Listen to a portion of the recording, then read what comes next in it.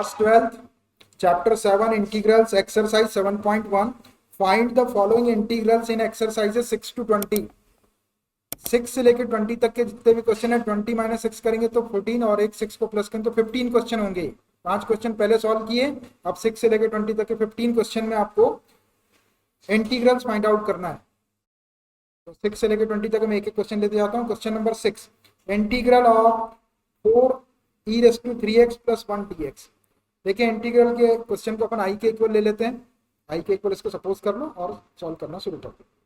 Late i is equal to integral of 4e3x और ये +1 dx। अब देख लो ये 4 है, ये e3x है, जब इसका इंटीग्रेशन करेंगे तो 4 सामने आ जाएगा, e3x आएगा और +1 dx इसका इंटीग्रेशन अलग करें। देखो अगर e(x) होता तो उसका डायरेक्ट इंटीग्रेशन था आपके पास e(x) का e(x), लेकिन ये e3x है, इसका मतलब ये एक्सटेंशन फॉर्मूला है। ये ax + b के फॉर्म में लिखा हुआ है, a के प्लेस पे 3 लिखा हुआ है, 3x होगा और b की वैल्यू 0 है यहाँ। तो जो फॉर्मूला अपन ने e(x + b का अभी प्रूव किए, integration of e(x + b dx is equal to e(ax + b upon a plus c, तो अपन लगाएंगे आखिरी में, वो वाला फॉर्मूला आपको यूज करना पड़ेगा। चलिए देखिए इसको, इंटीग्रल ऑफ 4e3x + 1 है, बीच में प्लस का साइन है तो इसका इंटीग्रेशन अलग ले लो, इसका इंटीग्रेशन अलग ले लो, तो विच इज इक्वल टू, अब इसका इंटीग्रेशन ले रहे हैं तो इसमें एक कांस्टेंट 4 है और एक फंक्शन है, तो 4 को मैं बाहर लिख देता हूँ और फंक्शन का इंटीग्रेशन कर देता हूँ। 4 इंटू इंटीग्रेशन ऑफ e3x और ये dx प्लस ये 1 dx को खाली dx लिख सकते हैं अपन, 1 इंटू dx या खाली dx लिख सकते हो, 1 dx का मतलब dx ही होता है। ये 4 और e3x का इंटीग्रेशन e3x ही होगा और x के कोफिशिएंट से डिवाइड कर देंगे। e(ax + b का integration e(ax + b upon a, तो a के प्लेस पे 3 और b के प्लेस पे 0 है, तो e3x का e3x ही हो गया और x का कोफिशिएंट 3 है तो कोफिशिएंट से डिवाइड कर देंगे, प्लस ये 1 dx या dx का इंटीग्रेशन x होता है, dx का इंटीग्रेशन x होता है, याद रखिए। ये पहले दिन बता दिया था मैंने आपको जब फॉर्मूले बता रहा था। 1 dx बोलो या dx, 1 हटा दूंगा वहां से, dx का इंटीग्रेशन x होगा। अब देखो सारे इंटीग्रेशन के साइन हट गए, जैसे इंटीग्रेशन के साइन हट जाते हैं तो एक कांस्टेंट लगा दिया करो c। ये कांस्टेंट आप स्मॉल c भी लगा सकते हैं, कैपिटल C भी लगा सकते हैं, कोई जो आपको लगाना वो लगा, लेकिन आपको लगाना +c, और जो फाइनल आंसर आएगा उसमें भी +c दिखना चाहिए। कुछ और आ जाता है तो उसको +c से रिप्लेस कर देंगे, बस ये लगाना जरूरी है। हर इनडेफिनिट इंटीग्रल के साथ में ये कांस्टेंट ऑफ इंटीग्रेशन या आर्बिट्रेरी कांस्टेंट प्रेजेंट रहता है। अगर आप नहीं भी लिखेंगे तो भी वो वहाँ पे प्रेजेंट रहेगा, लेकिन आपको लिखना जरूरी है। अगर आप लिखते नहीं है तो कभी कभी कोई टीचर इसके ऊपर आधा मार्क्स कट कर देता है बच्चे का, तो ये लिखना जरूरी है। स्टार्टिंग में आपको बता देता है, भूलेंगे नहीं, आखिरी में लिख देंगे। और लिखना क्या है, +c, कुछ और आ रहा है +c के प्लेस पे c² आ रहा है, तो c² के बाद में एक स्टेप में c² के प्लेस से +c लिख देंगे, ब्रैकेट में लिख देंगे put c² is equal to c। लिखना केवल +c, -c भी नहीं लिखना, कहीं -c आ जाए तो भी उसको +c लिखना, कांस्टेंट है वो, कुछ भी हो सकता है। 4/3 e3x + x और ये प्लस, बस ये आपका रिक्वायर्ड इंटीग्रल है। 4/3 टाइम्स e3x + x +c। अभी शुरू में आपकी अलग अलग करके बता रहे हैं, बाद में अपन इकट्ठे कर सकते हैं, एक ही बार में कर सकते, सीधा बिना इंटीग्रल के साइन लगाए दनादन सबके इंटीग्रेशन कर सकते। अभी थोड़ा सीखने के लिए एक आध एक्सरसाइज के बाद में फिर फटाफट करें। Question number 7, integral of x² × 1 - x² dx। इसको पहले i के इक्वल कंसीडर कर लेता हूं मैं। i is equal to integral of x² × 1 - 1 upon x² dx। अब देखिए इंटीग्रेशन के क्वेश्चन में एक टिप्स याद रखिए आप, इंपॉर्टेंट। जब भी आपके इंटीग्रेशन का क्वेश्चन में इंटीग्रल का साइन लगाओ, मतलब उसको इंटीग्रेट करना है, तो आप एकदम से डायरेक्ट इंटीग्रेट ना करें किसी क्वेश्चन का। अगर वो क्वेश्चन अंदर ही अंदर सॉल्व हो रहा है इंटीग्रेशन के अंदर, पहले कुछ कैलकुलेशन से अगर वो आसान हो जाता है तो पहले उसको सॉल्व कर लेना है और उसके बाद उसका इंटीग्रेशन करना है। नहीं तो बस इंटीग्रेशन का साइन देके और धड़ाधड़ इंटीग्रेशन ही शुरू कर दिया, ऐसा नहीं करना। इंटीग्रेशन थोड़ा आराम से करना। अभी देखो अंदर अगर अपन इसका मल्टीप्लाई कर दे तो ये आसान फॉर्म में आ जाएगा, और आसान फॉर्मेट में यदि आपका फंक्शन आ जाए तो उसको इंटीग्रेट करना आपके लिए इजी हो जाएगा। तो पहले इसमें x² का मल्टीप्लाई कर लेता हूँ मैं, ये हो जाएगा एक्स स्क्वायर का 1 में करेंगे तो एक्स स्क्वायर माइनस ये एक्स स्क्वायर कैंसिल हो जाएगा, -1 और ये dx। देखो ऐसा होता है। अब इसका इंटीग्रेशन बिल्कुल आसान हो जाएगा, अलग अलग इंटीग्रेशन में डाल दो इसको, ये एक्स स्क्वायर dx, ये -1 dx या dx लिख सकते हो इसको, 1 dx का मतलब dx ही होता है। अब एक्स स्क्वायर का integration x raise to the power n का इंटीग्रेशन क्या होता है, x raise to n+1 upon n+1, एक पावर प्लस कर दो और टोटल पावर से डिवाइड कर दो, तो ये हो जाएगा एक्स क्यूब और टोटल पावर से डिवाइड करना है 3, माइनस dx का इंटीग्रेशन x, देखो इंटीग्रेशन के सारे साइन हट गए तो एक कांस्टेंट लगा दो c, बस यही आपका आंसर हो गया। देखिए next question, integral of ax square plus bx plus c dx, इसका i के इक्वल ले लो, let I is equal to integral of ax square plus bx plus c dx। इसको अलग अलग इंटीग्रल में डाल दो सबको, ax स्क्वायर का a बाहर कर लो, x square dx plus bx का b बाहर कर लो, x dx प्लस cx का c बाहर कर लो और ये dx, c dx भी लिख सकते, c कांस्टेंट है तो मैंने बाहर कर दिया। ये a एक्स स्क्वायर का इंटीग्रेशन एक्स क्यूब अपॉन 3 हो जाएगा, एक पावर प्लस कर दो टोटल पावर से डिवाइड कर दो, प्लस बी एक्स का इंटीग्रेशन एक्स स्क्वायर अपॉन 2 और प्लस सी और dx का इंटीग्रेशन x और एक कांस्टेंट लगा दो प्लस सी, ये कैपिटल सी लगा दो। कोई और भी कांस्टेंट लगा सकते हैं आप, जैसे यहाँ पे सी दिख रहा तो ए बी सी कुछ भी लगा सकते हैं, लेकिन ये स्मॉल सी लिखा था मैंने, यहाँ कैपिटल सी लिख दिया। इसको थोड़ा सा अरेंज करके लिख लो, तो हो जाएगा a upon 3 x cube plus b upon 2 x square plus c x और प्लस कैपिटल सी, ये आपका रिक्वायर्ड इंटीग्रल होगा। चलिए देखिए question number 9, integral of 2x square plus e raise to x d x, इसको आई के equal ले लो, let I is equal to integration 2x square plus e raise to x d x, इनको अलग अलग इंटीग्रल में डाल लो, ये 2 बाहर, integration of x square d x plus integral of e raise to x d x. देखिए integral आप बोलो या इंटीग्रेशन आप बोलो मतलब एक ही है, कभी इंटीग्रल बोल देते कभी इंटीग्रेशन बोल देते, करना आपको इंटीग्रेशन। ये 2 और एक्स स्क्वायर का इंटीग्रेशन एक्स एक और बढ़ा देंगे, x cube upon total power से डिवाइड करेंगे। इंटीग्रेशन में ध्यान रखिए एक टोटल पावर से आपको हमेशा डिवाइड करना ही है,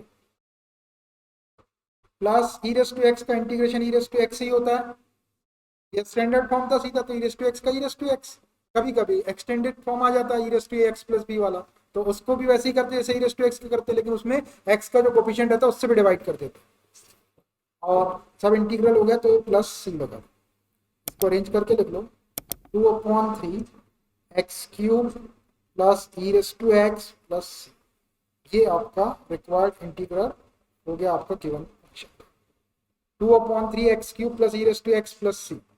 चलिए देखिए question number 10, integral of under root x minus 1/√x whole square dx, इसको मैं आई के इक्वल ले लेता हूँ, let I is equal to integral of under root x minus 1/√x whole square dx। अभी देखो डायरेक्ट इंटीग्रल करने के पहले इसको थोड़ा सा सॉल्व कर लेते हैं, a माइनस बी और स्क्वायर की आइडेंटिटी से ओपन करते तो ये ज़्यादा आसान हो जाएगा, करो इसको सॉल्व।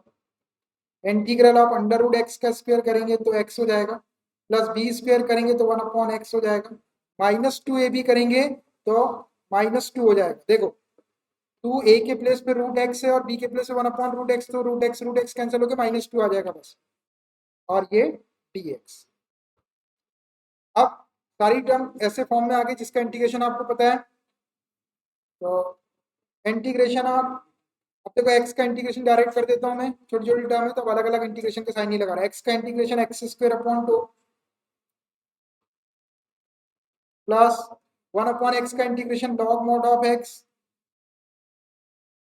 माइनस 2 dx, तो 2 सामने आ जाएगा, dx का x -2 सामने आ गया, dx का x हो गया और एक कांस्टेंट लगा दो प्लस, ये आपका आंसर आ गया, x square upon 2 plus log mode of x minus 2x plus, अब देखो इसके अंदर मॉड का साइन आया है, अब ये मॉड का साइन यहाँ पर रहेगा या यहाँ से हटेगा, या आपको चेक करके देखना है, अगर इसकी जरूरत यहाँ पर है तो इसको रहने देंगे, और अगर इसकी जरूरत नहीं है तो इसको यहाँ से हटाएंगे। तो आप देखो एक्स की कोई वैल्यू गिवन नहीं है, मतलब एक्स की रियल वैल्यू होना चाहिए। अगर आप कोई रियल वैल्यू रखेंगे तो अंदर की वैल्यू नेगेटिव भी नहीं होना चाहिए और जीरो भी नहीं होना चाहिए। अगर नेगेटिव और जीरो होती है तो मॉड का साइन लगा रहने देंगे आप, और अंदर की वैल्यू अगर आप श्योर हो जाओ कि ये वैल्यू पॉजिटिव वैल्यू ही होगी तो फिर आप मॉड का साइन हटा सकते हैं, क्योंकि लॉग जो होता है वो केवल पॉजिटिव वैल्यू के लिए डिफाइंड होता है। तो देखो एक्स की वैल्यू जीरो रखेंगे तो ये जीरो हो जाएगा, एक्स की वैल्यू नेगेटिव रखेंगे तो नेगेटिव हो जाएगा, इसलिए मॉड का साइन लगा रहेगा। जब एक्स की कैसी भी वैल्यू रखो तो अंदर की वैल्यू पॉजिटिव ही आना चाहिए, मतलब ग्रेटर देन जीरो ही आना चाहिए। अगर ऐसा आ जाए तो आप मॉड का साइन आराम से हटा दो, जो है उसको लिख दो। और ऐसा लगे आपको कि अंदर की वैल्यू जीरो हो सकती है या नेगेटिव हो सकती है या दोनों हो सकती है, तो मॉड के साइन को लगा रहने देंगे। तो यहाँ पर एक्स की वैल्यू नेगेटिव भी हो सकती है और जीरो भी हो सकती है, इसलिए मॉड के साइन को लगा रहने देंगे। यही आपका फाइनल आंसर होगा। अब जब भी आपका मॉड का साइन आएगा तो हम मॉड के साइन को डिस्कस करेंगे। अगर उसको हटना होगा तो हम उसको हटा देंगे, और अगर वो नहीं हटेगा तो हम उसको वहीं रहने देंगे, लेकिन हम उसके मॉड के साइन को डिस्कस हर क्वेश्चन में करेंगे। भले ही आपके स्कूल वाले करते हो ना करते हो, बुक वाले करते हो ना करते हो, हम करेंगे। क्योंकि मॉडुलस का साइन जबरदस्ती वहां लगा भी नहीं रहने देना है और जबरदस्ती लगाना भी नहीं। अगर उसकी जरूरत है तो ही लगाएंगे, जरूरत नहीं है तो उसको हटा देंगे। मान लीजिए किसी क्वेश्चन में मॉडुलस का साइन हट रहा है और आपने लगा ही रहने दिए, तो भी आपका वहां पे गोला लग जाएगा और आधा नंबर आपका कट जाएगा। किसी क्वेश्चन में आपने मॉडुलस का साइन हटा दिए, वहां पे लगा रहना चाहिए था, तो भी आपका आधा नंबर कट जाएगा। देखिए question number 11, integral of x cube plus 5x² minus 4/x² dx। देखिए एक इंटीग्रल दिया हुआ है, इसकी वैल्यू कैलकुलेट करना। सबसे पहले इसको आई के इक्वल ले लो। Let I is equal to integral of x cube plus 5x² minus 4/x² और ये dx। अभी इसको x² से अलग अलग डिवाइड कर लो। तो इंटीग्रल ऑफ एक्स क्यूब को x² डिवाइड करेंगे तो x बचेगा, 3 पावर माइनस 2 पावर करेंगे तो 1 पावर, प्लस 5x² को डिवाइड करेंगे तो 5 बच जाएगा, माइनस 4 और x² को ऊपर ले जाके लिख दो तो 4x⁻² हो जाएगा। उसको ऊपर ले जाके हमने इसलिए लिख दिया कि 4x⁻² का इंटीग्रेशन अपने पास में 4/x² आएगा, माइनस 4 अपॉन, तो माइनस 4 इंटू x⁻² लिख दिया मैंने। अब देखो ऐसी टर्म आ गई जिसका सबका इंटीग्रेशन आपको पता है, डायरेक्ट इंटीग्रेशन लिख दो इसका। x का इंटीग्रेशन करेंगे तो x²/2, 5 dx हो जाएगा, 5 सामने आएगा, dx का x हो जाएगा तो 5x हो जाएगा। ये माइनस 4 सामने आ गया, x⁻² का जब इंटीग्रेशन करेंगे तो एक पावर प्लस करेंगे तो -2 + 1 -1 होगी, और टोटल पावर से डिवाइड करेंगे, -1 से डिवाइड भी करेंगे तो x⁻1 और -1 से आपको डिवाइड करना। देखो क्या किया मैंने, x⁻² था, उसमें 1 प्लस किया तो -2 + 1 -1 हो गया, टोटल पावर -1 बनी, -1 से आपको डिवाइड करना, और सारी टर्म इंटीग्रेट हो गई तो एक कांस्टेंट सी लगा दो। इसको अरेंज करके लिख दो। ये हो गया x²/2 प्लस 5x, यहाँ देखना ये माइनस माइनस प्लस हो जाएगा 4, और x की पावर -1 है उसको नीचे लाके लिख देंगे तो 4/x हो जाएगा, और ये प्लस। बस यही आपका आंसर होना चाहिए, x²/2 plus 5x plus 4/x plus c। Question number 12, इंटीग्रल x³ plus 3x plus 4/√x dx। इसकी वैल्यू कैलकुलेट करना है, इसको i के इक्वल ले लो। Let i is equal to integral of x³ plus 3x plus 4/√x और ये dx। देखो √x का मतलब होता है x⁻1/2, तो x⁻1/2 से सबको अलग अलग डिवाइड कर लो पहले। तो ये integral of x³/(x⁻1/2 plus 3x/(x⁻1/2 plus 4/(x⁻1/2 और ये dx। इसको थोड़ा सॉल्व कर लो, x की पावर ऊपर ले जाके माइनस करेंगे, बेस सेम है, तो 3 - 1/2 प्लस इंटीग्रल रहेगा अभी, और ये 3x⁻1 - 1/2 प्लस 4, और इसको ऊपर ले जाएंगे तो x⁻1/2 हो जाएगा, और ये dx। इसको थोड़ा सा और सॉल्व कर लो, इंटीग्रल ऑफ x की पावर 2 एलसीएम लिए, 2 3 6 - 1 5/2 हो जाएगा, प्लस 3x की पावर 2 एलसीएम 2 - 1 1/2 हो जाएगा, प्लस ये 4 और x की पावर -1/2 रहेंगे, और ये dx। अब ये ऐसे फॉर्म में आ गया जिनका सबका इंटीग्रेशन आपको पता है, एक एक पावर प्लस कर दो और टोटल पावर से डिवाइड कर दो। एक्स की पावर 5/2 का इंटीग्रल एक्स की पावर 5/2 प्लस 1 और टोटल पावर से डिवाइड करेंगे 5/2 प्लस 1 प्लस ये 3 सामने आ गया, एक्स की पावर 1/2 का 1/2 प्लस 1 टोटल पावर से डिवाइड करेंगे 1/2 प्लस 1 से प्लस 4 एक्स की पावर -1/2 प्लस 1 टोटल पावर से डिवाइड करेंगे -1/2 प्लस 1 और एक कांस्टेंट लगा दो सी। इसको सिंपल करके लिख दो, x की पावर 2 एलसीएम ले लिए 5 + 2 7/2 हो जाएगा, नीचे भी आपका 7/2 आ जाएगा प्लस 3 x की पावर 1/2 प्लस 1 2 एलसीएम 1 + 2 3/2 हो गया और डिनोमिनेटर में भी 3/2 हो जाएगा प्लस 4 x की पावर -1/2 प्लस 1 2 एलसीएम -1 + 2 1/2 हो जाएगा प्लस का, ये 1/2 नीचे भी 1/2 पावर हो जाएगी, ये नीचे भी 1/2 हो जाएगा।